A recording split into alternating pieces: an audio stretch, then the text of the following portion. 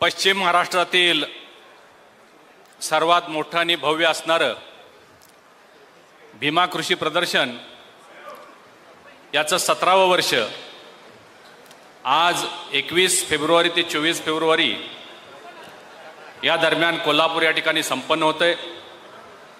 ज्यांच्या शुभ हस्ते आज या प्रदर्शनाचं उद्घाटन झालं, महाराष्ट्र राज्याचे कृषी मंत्री सन्माननीय माणिकरावजी कोकाटे साहेब, कार्यक्रमाचे प्रमुख पाहुणे आपल्या सर्वांचे नेते आदरणीय महादेवरावजी महाडिक साहेब, कार्यक्रमाचे अध्यक्ष मुश्रीफ साहेब होते, परंतु अचानक त्यांना आज दुपारी मुंबईला जावं लागलं, त्यामुळे ते उपस्थित राहू शकले नाहीत। या कार्यक्रमाचे दुसरे प्रमुख पाहुणे असणारे सन्माननीय खासदार धैर्यशील माने साहेब, उपस्थित असणारे सन्माननीय आमदार अमल महाडिक, माजी आमदार सुरेशरावजी हळवणकर साहेब, माजी मंत्री भरमोअण्णा पाटील, जिल्हाधिकारी अमोलजी येडगे सर, पोलीस अधीक्षक महेंद्रजी पंडित, जिल्हा परिषद कार्यकारी अधिकारी श्री कार्तिकेयनजी, कोल्हापूर महापालिकेचे आयुक्त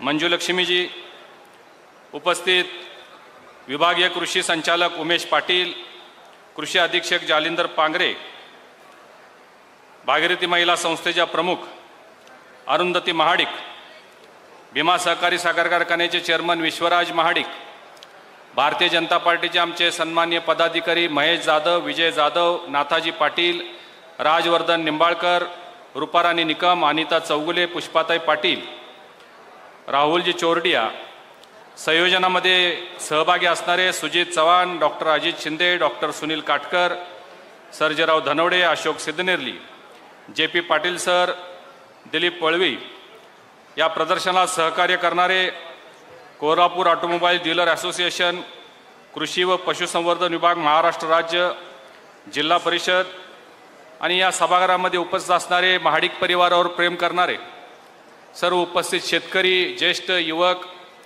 माता भगिनी, पत्रकार, छायाचित्रकार बंधूंनो, आपलं या भीमा कृषी प्रदर्शनाला मी मनपूर्वक स्वागत करतो। देशाचे लाडके प्रधानमंत्री आदरणीय नरेंद्र मोदीजी यांनी 2047 पर्यंत भारत हा विकसित भारत झाला पाहिजे याचा संकल्प केलेला आहे आणि त्याचबरोबर 2027 पर्यंत भारताची जी अर्थव्यवस्था आहे ती $5 ट्रिलियन इकॉनॉमी करण्याचा संकल्प त्यांनी केलेला आहे आणि हे उद्दिष्ट गाठण्यासाठी, हे ध्येय यशस्वी करण्यासाठी कृषी विभाग किंवा कृषी क्षेत्रासाठी भरीव काम गेल्या 10 वर्षामध्ये मोदींच्या नेतृत्वाखाली हे सरकार करत आहे। अनेक योजना आहेत, आता त्यामध्ये मी वेळ घालवणार नाही, परंतु आपल्या देशातला शेतकरी हा मजबूत झाला पाहिजे यासाठी 10 वर्षामध्ये अनेक योजना केल्यात। आजच आपण पेपरला वाचलं असेल, परवा झालेल्या बजेटची काही माहिती आजच्या पेपरमध्ये मोठी जाहिरात आपण आलेली पाहिली।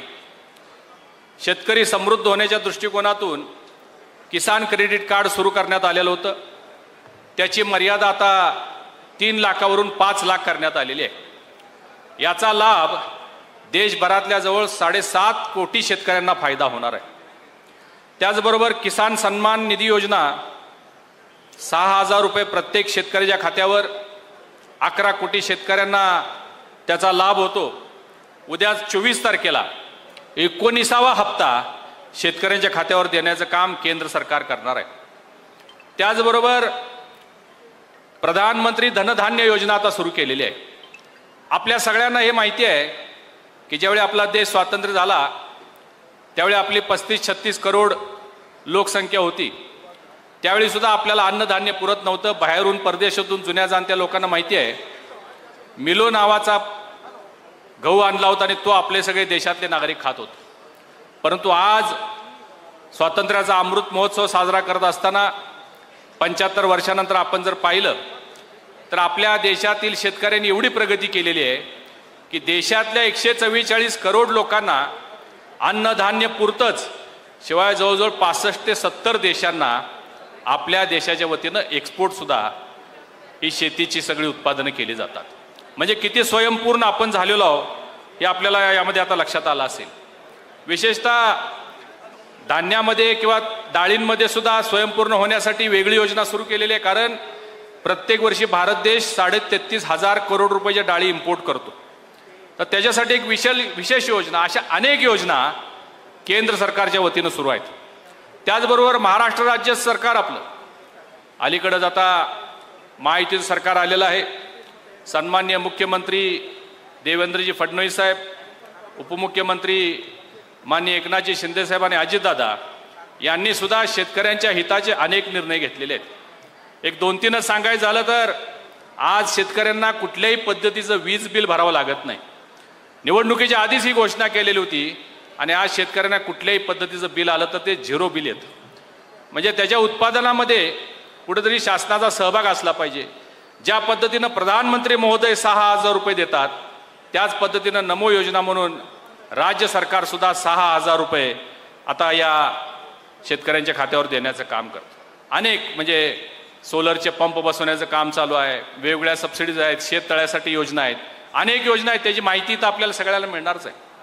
मी माननीय कृषी मंत्री महोदय यांना सांगू इच्छितो की साहेब, हे भीमा कृषी प्रदर्शन आमचे नेते महादेवरावजी माडिक साहेब यांच्या प्रेरणेतून आम्ही 17 वर्षापूर्वी सुरू केलं होतं. छोटं स्वरूप होतं, पण आज त्याला खूप मोठं आणि भव्य स्वरूप आलेलं आहे. तुम्ही जर इथं पाहिलं तर जवळजवळ शेती आणि कृषीशी निगडीत 400-450 स्टॉल देश आणि विदेशातले आलेले असतात. त्यामध्ये नवीन तंत्रज्ञान, नवीन खतं, बी बियाणं, तणनाशक, औषधं या सगळ्याची इत्थंभूत माहिती, ड्रोनची माहिती, नवीन आता नॅनो युरिया आलेला आहे त्याची माहिती, अशा अनेक गोष्टी इथं एका छताखाली पाहायला आणि खरेदीसाठी म्हणजे विक्रीसाठी सुद्धा इथं उपलब्ध केले जातात. त्याचबरोबर पशुपक्षी प्रदर्शन असतं. जातिवंत जनावरांचं संगोपन कसं करावं, शेतकऱ्यांनी आपल्या मुलाबाळांप्रमाणे आपली पशुधन सांभाळलेली आहेत त्याची माहिती इथं दिली जाते. राज्यभरातून 400-500 जनावरं इथं येतात आणि त्याचं सुद्धा प्रदर्शन होतं आणि लोकांसाठी एक पर्वणी असते. एवढी सुंदर देखणी जनावरं पाहायला मिळतात. तुम्ही मगाशी अनाऊन्समेंट करताना ऐकलं असेल, हरियाणावरून एक मुरा जातीचा रेडा आलेला आहे जो जगातील सगळ्यात उंच रेडा, 7 वेळा नॅशनल चॅम्पियन. खरं त्याचं नाव त्यांनी विधायक ठेवलेलं आहे. आता विधायक नाव काय ठेवले मला माहिती नाही, परंतु तो सुद्धा एक आकर्षण आपल्या या प्रदर्शनाचं आहे. भागीरथी महिला संस्थेच्या प्रमुख अरुंधती महाडिक यांनी प्रत्येक वर्षी 200 महिला बचत गटांना या ठिकाणी स्टॉल्स देण्याचं काम केलेलं आहे. महिलांनी उत्पादित केलेल्या वस्तूंना बाजारपेठ उपलब्ध करून द्यावी आणि मोठी उलाढाल म्हणजे फक्त जर तुम्ही या बचत गटांचं जर उलाढाल बघितलं तर 1.5-2 कोटीची उलाढाल होती साहेब. आणि या सगळ्या प्रदर्शनाचा आता गेल्या वर्षीचा आमचा आकडा 18 कोटी रुपये होता. तुम्ही म्हणणार हे खरं आहे का खोटं आहे? तर खरं आहे.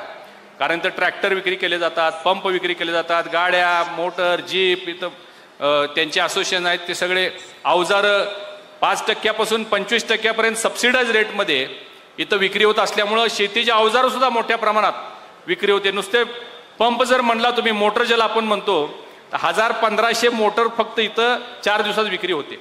आणि असं एक परिपूर्ण प्रदर्शन जवळजवळ 15-17 करोड रुपयाची उलाढाल शेतकऱ्यांच्या दृष्टीनं, शेतकऱ्यांच्या हिताच्या दृष्टीनं इथं झालेले आपल्याला पाहायला मिळतात. 4 दिवसामध्ये विविध क्षेत्रातले तज्ज्ञ मार्गदर्शक आणून आपण या ठिकाणी प्रशिक्षण शिबिरं घेतली जाते, शेतकऱ्यांना मार्गदर्शन केलं जातं. विषय अनेक येतात, त्या विषयावर मी बोलणार नाही. दूध व्यवसाय आहे, ऊसाचा बद्दल आहे. आता आमच्या कोल्हापूर जिल्ह्यामध्ये अनेक आमची शक्तीस्थळं आहेत. जसं आता रेशीमसाठी आमचे जिल्हाधिकारी साहेब काम करतायत. शेतकऱ्यांनी शेतीपूरक व्यवसाय सुरू केले पाहिजेत. त्यासाठी रेशीम आहे, ससे पालन, बटेर पालन, मत्स्य पालन, वराह पालन, एमो पालन, अशा अनेक गोष्टी आणि त्याच्यासाठी असणाऱ्या योजना, त्याच्यासाठी असणारं अनुदान, या सगळ्याची इत्थंभूत माहिती इथं दिली जाते. फिशरीचा सुद्धा स्टॉल आहे. आज तुमच्या कृषी विभागाचा जर स्टॉल आपण बघितला, 5 मिनिट आपण वेळ द्यावा, अतिशय सुंदर मांडणी आणि जेवढ्या काही योजना आहेत तुमच्या केंद्र सरकारच्या, राज्य शासनाच्या, त्या सगळ्या योजना एका ठिकाणी शेतकऱ्यांना पाहायला मिळतात. QR कोड दिलेले आहेत. QR कोड स्कॅन केला की सगळी त्याची माहिती मिळते, फॉर्म भरता येतो. एक खूप चांगली संकल्पना यावेळी शेतकऱ्यांचा अपघाती मृत्यू जो होतो त्याच्यासाठी असणारी योजना आहे त्याची सुद्धा माहिती या ठिकाणी देण्यात आलेली आहे. आणि यामध्ये हे सगळं काम शेतकऱ्यांच्यासाठी केलं जातं. यामध्ये या 3 दिवसामध्ये कोल्हापूर जिल्ह्यामध्ये शेती आणि कृषीविषयक काम करणाऱ्या वेगवेगळ्या क्षेत्रातील लोकांचा सन्मान सुद्धा आपण वेगवेगळे पुरस्कार देऊन करत असतो. ज्याच्यामध्ये शेती भूषण पुरस्कार आहे, कृषी सहाय्यक पुरस्कार आहे, कृषी संशोधन शास्त्रज्ञ पुरस्कार आहे, भीमा जीवन गौरव पुरस्कार आहे आणि पीक स्पर्धा आणि पशु स्पर्धा हे दोन्ही हे सुद्धा मोठ्या प्रमाणात इथं आयोजन केलं जातं। लोकांना पाहण्यासाठी इथं जिल्हाभरातून कृषी विभागाच्या वतीनं वेगवेगळी फळं फुलं भाज्या ह्या सगळ्या आणलेल्या आहेत आणि त्याचं सुद्धा इथं प्रदर्शन आणि स्पर्धा या दोन्ही आयोजित केल्या जातात। हे सगळं असं एक परिपूर्ण प्रदर्शन याचा लाभ शेतकरी घेत आहेत आणि यामधून आपल्या ज्या काही संकल्पना आहेत, माननीय मुख्यमंत्री महोदयांच्या आणि उपमुख्यमंत्री महोदयांच्या ज्या काही योजना आहेत त्या सगळ्या एका ठिकाणी इथं शेतकऱ्यांना देण्याचं काम आपण करतो, जेणेकरून तुम्हाला माहिती आहे कोल्हापूर जिल्हा हा महाराष्ट्रातील सर्वात सधन जिल्हा आहे तो कृषी क्षेत्रामुळं, आणि कोल्हापूर जिल्ह्यामध्ये एवढ्या मोठ्या प्रमाणात शेतकरी प्रगती करतोय सगळ्या क्षेत्रामध्ये। मधाचं गाव तुम्हाला माहिती आहे, कोल्हापूर जिल्ह्यामध्ये मधाचं गाव आहे, मोठा व्यवसाय झालेला आहे। काजू आमच्याकडे आमचे ताकद काजू आहे, आंबा आमच्याकडे आहे। असा सगळ्यांना आणखीन त्याला कसं त्याला बळकटी देता येईल यासाठी या प्रदर्शनाचा उपयोग होतो। 4 दिवसामध्ये 5 ते 6 लाख शेतकरी या प्रदर्शनाला भेट देतात आणि म्हणून हे प्रत्येक वर्षी याची प्रगती आणि वाढ होत चाललेली आहे। आणि आजच्या या प्रदर्शनाला माननीय कृषी मंत्री कोकाटे साहेब या ठिकाणी आले, त्यांच्या हस्ते आपण शुभारंभ केला, मी त्यांचं मनपूर्वक स्वागत करतो।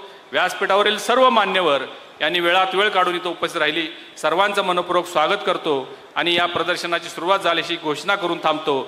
धन्यवाद। जय हिंद, जय महाराष्ट्र।